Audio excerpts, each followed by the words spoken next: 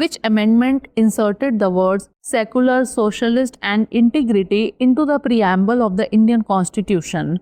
44th Constitutional Amendment Act, 39th Constitutional Amendment Act, 48th Constitutional Amendment Act or 42nd Constitutional Amendment Act? The correct answer is option D, 42nd Constitutional Amendment Act.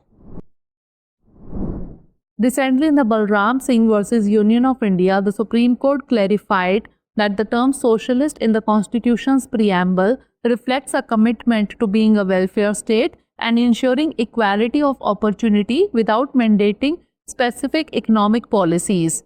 The 42nd Constitutional Amendment Act of 1976 inserted 3 new words, secular, socialist and integrity, into the preamble of the Indian Constitution.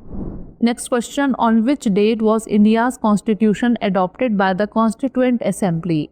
15th August 1947, 26th January 1950, 26th November 1949 or 9th December 1946? The correct answer is option C, 26th November 1949. Recently, the 75th Constitution Day was celebrated on the 26th November 2024. The Constitution of India was adopted by the Constituent Assembly on 26th November 1949. This date marks the formal adoption and the provisions of the Constitution came into effect on 26th January 1950, celebrated as Republic Day. Next question, which amendment introduced the goods and services tax in India? 91st Constitutional Amendment 2003, 99th Constitutional Amendment 2014, 101st Constitutional Amendment 2016 or 102nd Constitutional Amendment 2018?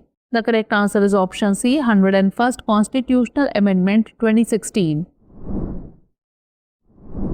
The 101st Constitutional Amendment introduced the goods and services tax, a major reform aimed at unifying India's indirect tax structure. It added new articles 246A, 269A and 279A to the Constitution and replaced Article 268A. Next question, which property is excluded from Section 14(1) of the Hindu Succession Act 1956? Inherited property, Sridhan property, property by exertion or property under will? The correct answer is option D, property under will. Property acquired under a will with a restriction on ownership as prescribed by Section 14(2) of the Hindu Succession Act 1956 does not become an absolute estate under Section 14(1). Last question, pleading shall contain material facts only law, facts and law both, or evidence? The correct answer is option A, material facts only. Order 6, Rule 13 of the Code of Civil Procedure 1908 mandates that the pleadings shall contain the material facts only and no evidence. Now is the time for practice question. Attachment of portion of salary can be continued for a maximum period of dash: 6 months, 12 months, 24 months or 36 months. Send the answer of this question in the comment section. Thanks for